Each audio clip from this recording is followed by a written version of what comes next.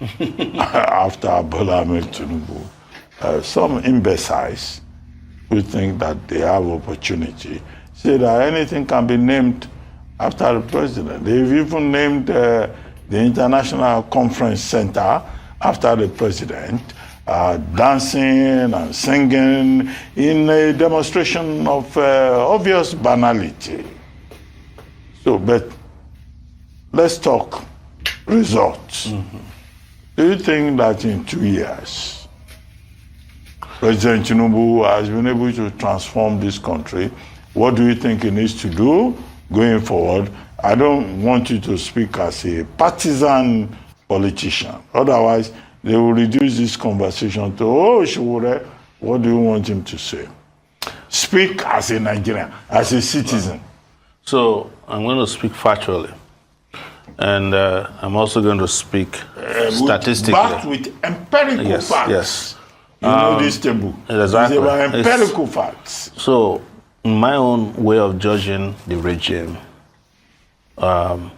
metaphorically and empirically, should be looked at from the point of the Lagos-Calabar Highway that was promised to be 700 kilometers and will be done in whatever number of years it should have been done.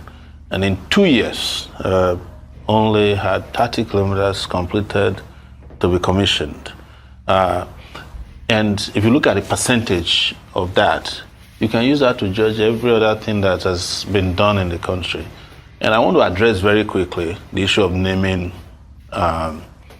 places after the president. I think that in itself is a sign of insecurity, that the people handling the regime or the regime itself is so unsure of itself, it had to be naming monuments after itself when there is nothing happening in the country. There is no reason why anybody who has done well for the country wouldn't wait for monuments to be named after them after they have left. But you know, you and I know this, and you mentioned it, that there's a level of imbecility involved. That's true. And what that means is that even other monuments that have been named after people in this country speaks to the fact that monuments are named after people who have contributed the least amount of progress to the country. And it's just done in a way that have no respect for the dignity of the people, respect for history, and respect for our existence. But, you know, when you look at it now, even Nigeria itself was a monument named after falsehood, Niger area, by a person without integrity, Flora Shaw. So, monument naming is not anything that anybody should worry about. But you made a fundamental statement about how this naming ceremonies come about. They come from a place of shallowness, and I dare say and repeat, imbecility.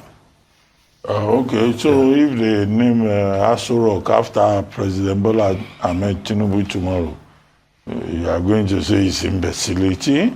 Anybody can name anything they want after anybody. I've stated before, and I'll say it here today for Nigeria, if to become the president of this country, most of the places named after these former Nigerian leaders will be named after trees and probably rivers in Nigeria. We have plenty of them, because those ones deserve those places to be named after them. At least they are consistent and they contribute to our ecological balance than people who contribute nothing. Sometimes I get depressed when I'm driving on roads in Abuja and I see Buhari Road, Babangida Road, or Abacha Barrack. I just like wondering what is wrong with us. But here you have it. That's the map of imbecility. Okay, sure. You've been in journalism for years, even as a student. I've been everything. A little bit of everything. No, I don't want to say you have been in everything. But